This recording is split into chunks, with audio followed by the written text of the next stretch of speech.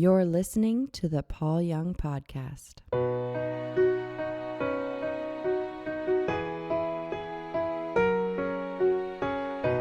I got married right out of college in '83, had a daughter, Hannah, beautiful little blonde-headed girl, and then 2 years later had a son, Peyton. They have been the joy of mine and their mother's life. It's kind of fun at this point because when Peyton was here, he was so different for us as parents, at times difficult for us to know how to function with him. At that point, they were trying to figure out what ADD is and what all these different things are and what kind of medicine we need to all give our kids or not give our kids, or battle lines were drawn all through that. But Peyton was so different. His teachers would tell us, we just don't know how to teach him. And it's kind of interesting, the things that they would say. He just wants to stay outside and play in the dirt. He brings bugs in his pockets from recess.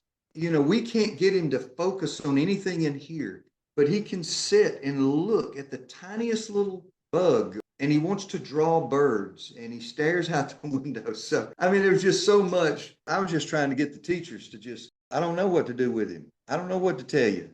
And they were trying their best as well. So it turned out that once he was out of school, he basically became what his report cards had said all along.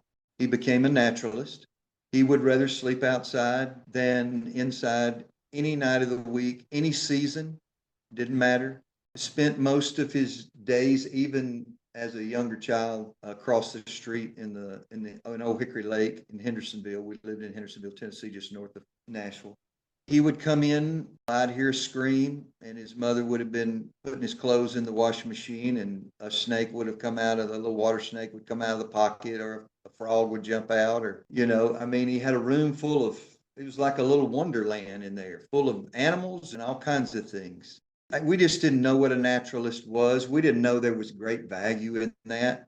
We were trying to learn spelling words, and he just had no interest in any of that. And then there was this whole creativity thing that we knew he had. He could draw really well at such a young age. Like, he would draw in the dirt. He would draw anywhere. I think I've told you before about the time I thought, well, this will be good because I usually mow the grass and I trim the shrubs and all that, and this will be great. I'm going to teach him how to do something. I'm going to cut the grass. We had a big yard, and I'm going to let him trim the shrubs. These are electric trimmers. You just hold them. It's a straight line right across the top of that shrub. You don't have to do anything. Don't think, just go straight across. And I made the little line where it was, and they were in the front. So I went around the back, started cutting. When I got finished in the back, I came around the front. I don't know how he got what he got about the shrubs from my instructions, because, it was clear as a bell. There was Minnie, there was Mickey, there was Donald. The heads of all the Disney characters were trimmed into my shrubs. The neighbors loved it. I was incensed because I constantly felt like a failure because I couldn't get him to see what I was trying to show him.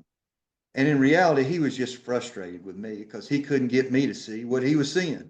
Yep. And in the end, it's like my next door neighbors. They were an elderly couple. And she goes, well, they're a lot prettier than my shrubs. But I couldn't see any of that. So creative, crazy creative. And I think probably more than anything, just the most curious human I've ever met. His curiosity was through the roof. Now, I'll tell you this because you'll get this. The first time we had a guest at the church that I was pastoring who had come down from the Toronto movement. Okay. Well, he prayed for some people, and some things happened, and some people were having spiritual experiences in different ways. And Peyton just thought that was the coolest thing. And he'd go over and just poke on them. Just see, he'd poke right here and see if, in the ribs, see if they'd laugh. And There needs to be people that are out, right? They're down. They're down on the floor. They're having their own conversation with God. Yes, they're kind of in some kind of a state, that the rest of us aren't there with them, except Peyton. He is right there with them. I would look up and he'd be over there, going like this over their face. He was just so curious about everything. which is what created this amazing human being. So the way that he came in contact with you, of course, is pretty amazing to me too. So when he was 17, he had a little girlfriend who worked at the exotic pet store. And we had moved to Murfreesboro, Tennessee by then. And so he would go see her in the afternoons when she was working after school. During that time, he turned 18. He just could not take it. All those beautiful birds, and snakes, and turtles, and lizards, and every kind of exotic animal you can imagine over here, all these beautiful colors, parrots and parakeets, and they were all locked up in cages. He saw where they hid the key. And one night he went over there and he freed Willie. I mean, he let every animal in there loose. There were parrots flying all over Murfreesboro and parakeets in people's trees and exotic snakes swimming down the Stones River through the middle of the city. And it was somewhat like a cartoon. You can just imagine those turtles going, run faster, run faster. And Peyton had led them to the promised land, I'm telling you. But the only problem is that was a felony over $5,000. Mm. And he was guilty of it. And he told them, I'm guilty of it. You're guilty of what you were doing, but I'm guilty of this. And he went to prison. He went to big boy prison. And it was a horrible place for an 18-year-old, curious, creative, not tough young man, older boy to be. And about 2.5 years he was there. While he was there, I don't want to dwell too much on it because if I get to thinking about it, it'll just be a tough spot to get out of. Yep. But while he was there was an older gentleman who would visit them in the jail. He was not a preacher, pastor, but Peyton said he was somewhat of a holy man and just different. And Peyton had grown up with a pastor, so he knew what one looked like. It was more like, he's actually fun, Dad. He lets me listen to the music I like and go to the high school dance. The gentleman brought him a book that I've been looking for online to try to remember. He was a Rom something, but he wrote on inner peace, and it was really good. And this guy gave him his pamphlet, gave him this guy's pamphlet. But he also gave him a copy of The Shack. He gave him a paperback of The Shack. He carried two things in, these pamphlets and these paperbacks of The Shack. He would tell me when I would talk to him on the phone, he would say, Dad, you got to read this book, Shack. He'd tell me all about it. And so I was like, well, do you know anything about the guy who wrote it? I mean, goodness gracious. I mean, we don't even know if he actually is a real Christian or anything, And plus, my neighbor told me he was on Oprah or something. Goodness gracious. What is that all about? And so anyway, he was like, you got to read it, Dad. Forget about all that stuff. You got to read it. So I didn't. I was busy doing the Lord's work, and I did not read it. He'd talk about that book from time to time. Even after he got out, he would mention something from the book at different times. And then he had a hard time connecting in the world. People weren't curious enough for him. They didn't care about the things that he saw.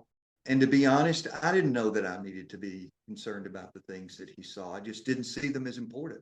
And I've had to really go through a whole lot of forgiveness of myself and to remind myself that I didn't know.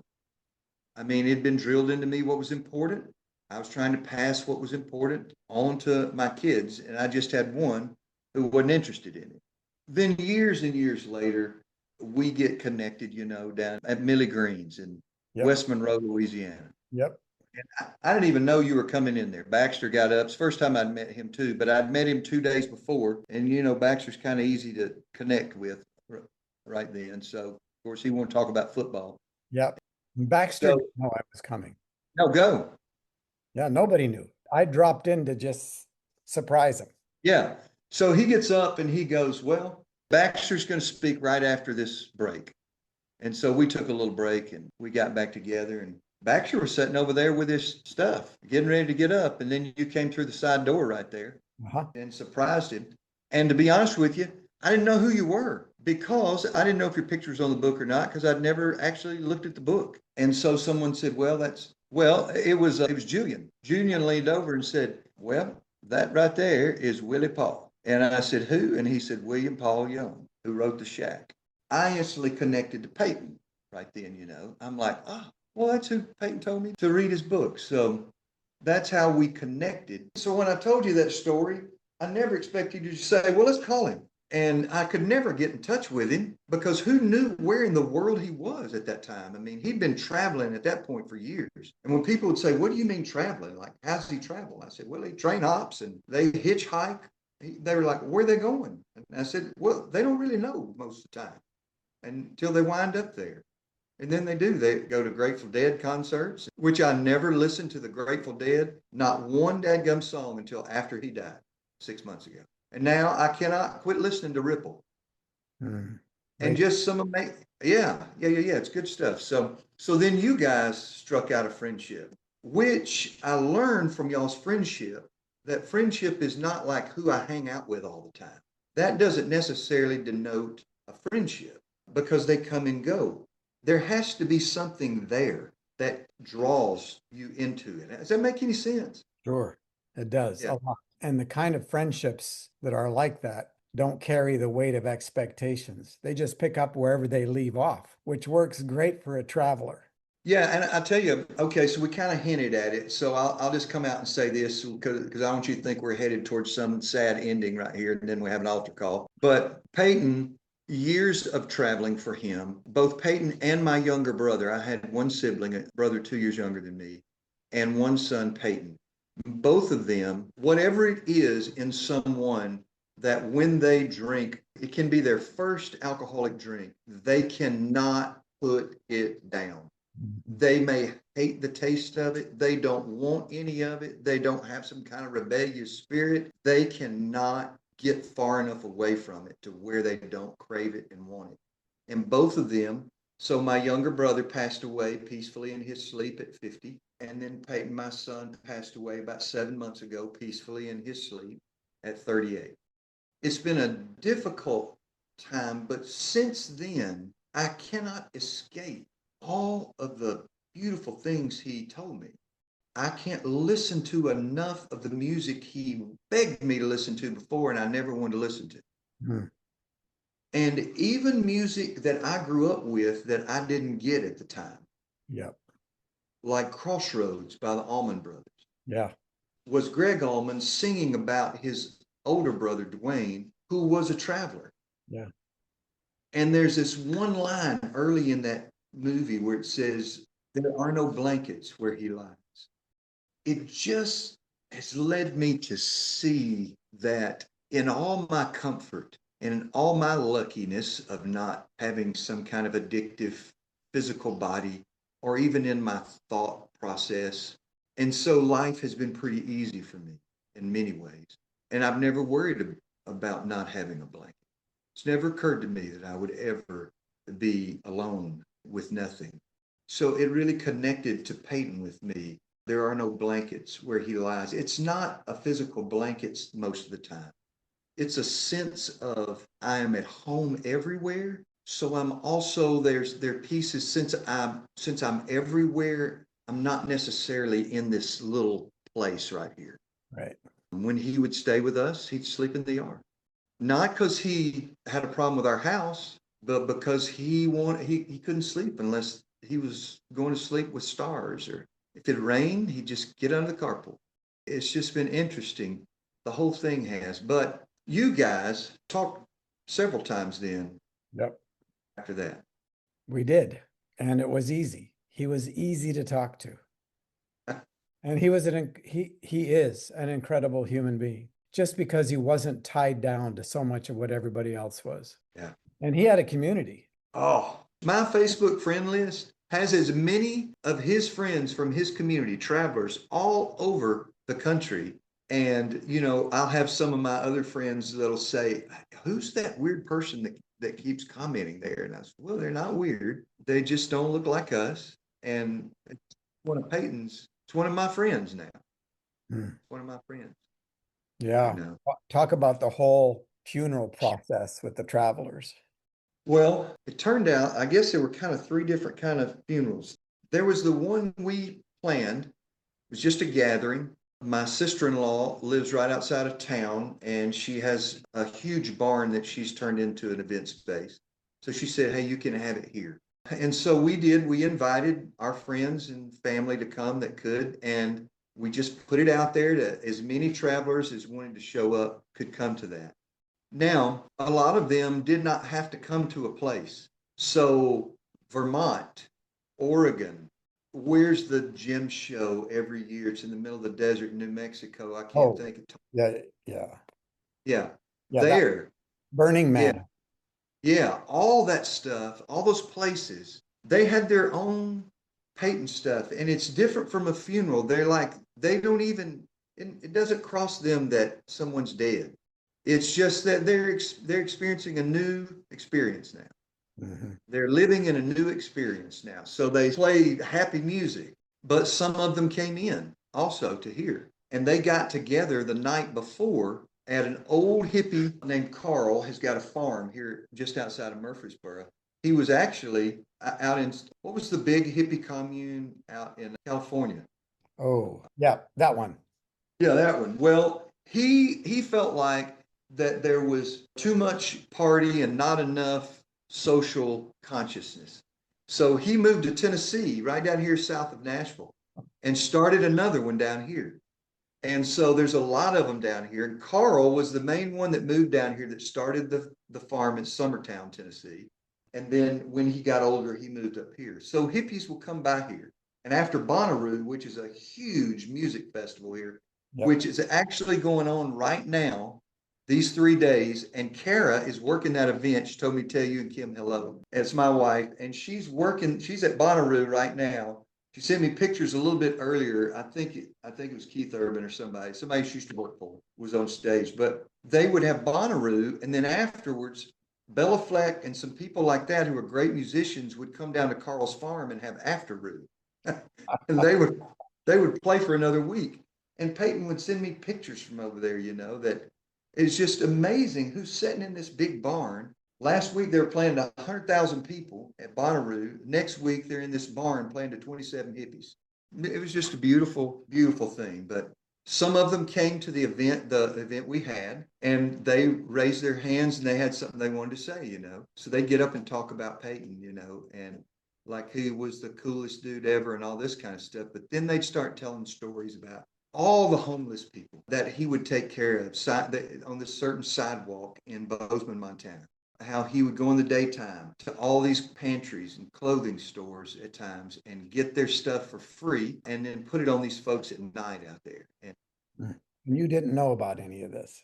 oh, no.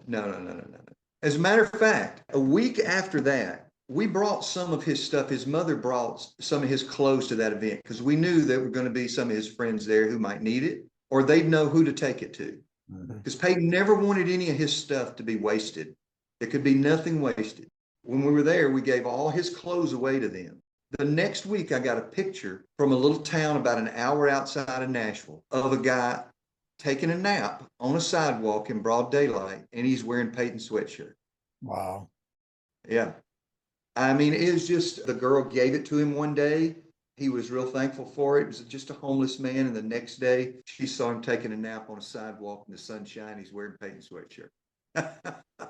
So it's a beautiful thing. There's so much to learn from everyone, but I'll forever be learning things from him. His sister will as well, and his mother. Kara's helped me a lot because she's got a little hippie in her. Yeah, she does. Yeah. And so A little hippie, a little Irish. yeah, that's right.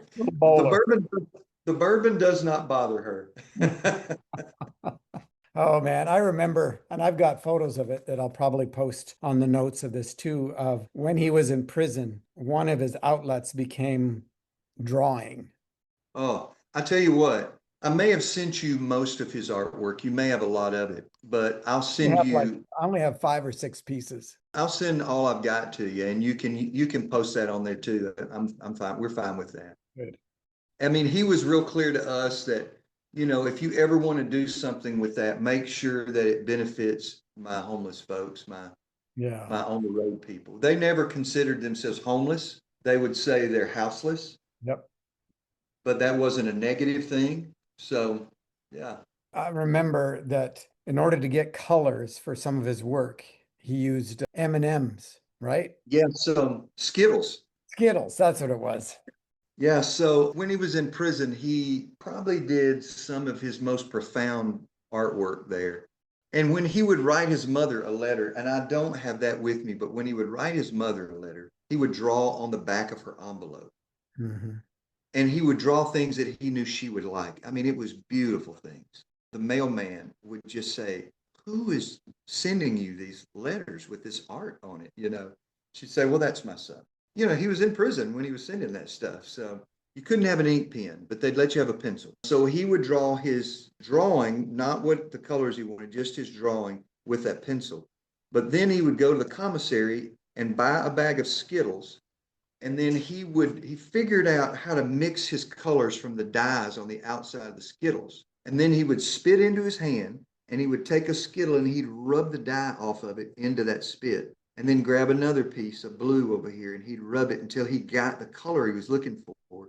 And then he'd take his pencil, take the eraser side, and put that on the eraser side of that pencil there, and he would color in. It is amazing. It is. What he did there. It really is. Yeah. Yeah. And I'm so glad that his mother's got so much of his art. We wanted to keep it all in one place. So, and now she's told me she thinks she's got some things I haven't seen. So I'm looking forward to seeing those as well. I bet you are. Yeah, yeah. How he would come up with, he would draw and paint like how he felt, or sometimes how he thought you felt. Hmm. Like one time, one of his drawings, I thought it was how he felt about himself, but it wasn't. It was how he felt about his roommate, his cellmate, how he thought his cellmate felt, and he would share it with him, But it was sometimes very hard to understand what he was getting. He was so beyond. I mean, we question the validity of me being his dad. I'm going to tell you. You only have two colors, yeah? I have two colors. Naturalist to me means that, I haven't had a haircut in a long time. So, Right. So tell me three of the best things that you have learned from Peyton's life. Well, I think for one thing, I've spent too much time inside. I have somehow confused what the word comfort means. And I think there's a big difference in the word comfort and being comforted. And what I'm finding is, and I haven't known that till I'm just saying this right here, is that I go inside and we have a thermostat that controls our comfort. Yeah. Is it cool enough? Is it warm enough? Is it whatever? When I go outside now and I do the things he tried to get me to do before and I wouldn't, I find that I may not be comfortable, but if I'll be still, I begin to be comforted. Nice. I like that. Yeah. So that's one. And I'm coming up with this as we go here because I've not been asked this question, but I think another is it has to do with self-judgment. Yeah. I think I have a picture of our source is much more towards a judge than a beginning, a place of birth. I'll tell you, I just hit that. I think it's much more male than it is female. I think like a judge or comforted, I think my picture of my source is way too male skewed. Yeah. And not comforted, loving, kind, instead of pushing me towards something, more inviting me towards something. Yeah. Definitely from him, that whole comfort thing. How has it affected the way you look at people? Well, I think more than anything, I've realized that I look at people through a lens of me. And I struggle because the more judging I am of people, I realize it's because I'm judging myself. That's why I'm seeing through that lens. We can't help but we pass through us before we get to someone else. Yeah. So whatever I'm bringing on someone else, it's because I've already brought that on me. He just had no judgment to him. No, he didn't. No judgment. He loved you for. Oh my goodness. Yep. in spite of, it'll be a while, but I'm trying to come to peace with forgiving myself for not understanding him, for not getting him. Yeah. Until it was real late. And as much as I like thinking about death is not necessarily what we think it is in the end, and I'm still in a relationship with Peyton, and I will be as long as I want to be, and he's still in one with me. It's just different now. Yeah. It's hard to overcome our way past thoughts that are now in a, it's you got a library behind you. I look at my thoughts that way. The old ones, I haven't read them in years, but they are there. Yep. And they're more in me than thinking. And I don't know how to say that, but yeah. I think probably the biggest thing is curiosity. My entire life, I've not been curious enough. I think the third thing I would have to say that Peyton has taught me is I need to experience more childlikeness. Yeah. I liked Peyton. I still like Peyton. We haven't had a fight in 6 months, 7 months. Oh, good. I'm glad to We hear. haven't argued. We haven't argued. We haven't. I see things more clearly now. I think for like the way he was trying to tell me, but I was so afraid again of what we started with. I was somehow being judged as what kind of a father I was. Mhm. And I was failing because Peyton didn't look like everybody else's kids. Yeah. I'm the oldest in my bunch, and I fit all the places I was supposed to fit. Yeah. Yeah. You know, There's that verse that we grew up with that we understood wrongly, and it was translated, train up a child in the way they should go, and when they're old, they won't depart from it. And the Hebrew is train up a child in their way, and when they won't depart from it. Train up a child in their way. If you can discern, which means you've got to get past your own limitations and your own training and your own indoctrination, if you can get past that and you can discern what the way of that particular child is, and you train them up in their way, of course they won't depart from it when they're old. But I guarantee you, you try to train Peyton in the way that he should go, and it's never going to go well. For any that old mule would just rear up at me, you know. I mean, we would have a knockdown drag out, not physical, but I would be so frustrated and mad, and he would be so frustrated and mad. But even today now, it's like he's still saying the same thing. He's not changed one bit of his heart and his message and what he would say and how he would share. But now I have no one to argue with. Yeah. Except yourself. Except myself, which is how he's finally getting me to learn this. Yeah. I can't argue with him. So now I'm having this thing with me constantly, and I'm having it in my garden. I sent you some old pictures, didn't I, of the garden? No. So he tricked me on what to do with his ashes. He wanted to be cremated. He wanted his mother to have a third, his sister to have a third, and me to have a third. His mother is taking her third to Hendersonville, where he grew up, across the street from the house he grew up in, where Old Hickory Lake is, where he played all the time, and they're going right there in Old Hickory Lake. That's in about 2 weeks. She's just to the point where she can do it, and she's ready now. So Gotcha. His sister was told to take her third down to the beach and throw them in the ocean, because we used to take them to the beach when they were little. And then my third, half were to go at the gentleman's swimming hole, and half were to go in my garden. Well, I have a garden. You don't. I didn't. I do now. It was one more way of him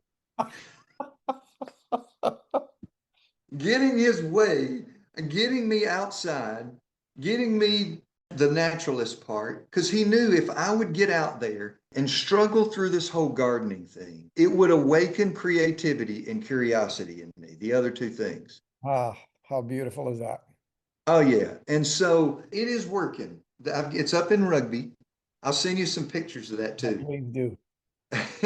I mean, I've got, and I went to the elders of the village, and you know what I'm talking about. We have some 80-somethings up there that are just beautiful souls. They have been there for many, many years. Yep. And they have amazing gardens.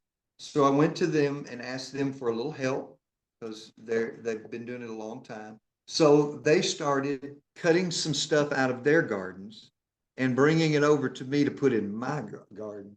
Okay. I'm having to now make a journal for the garden to keep up with who brought me what, where they are. I'll draw it out, the little garden, and put the spot that they're in. Theirs are in. And herbs, my friend Mark Lamb brought me, he's a landscaper and a farmer and a gardener for sure. And he brought me every kind of herb you can imagine. And I've got vegetables, and because Kara's a chef, I mean, she's out there pulling her stuff out of there. So it's good stuff. So Stuff. Congratulations. thank you. Thank you. Oh my goodness. My goodness.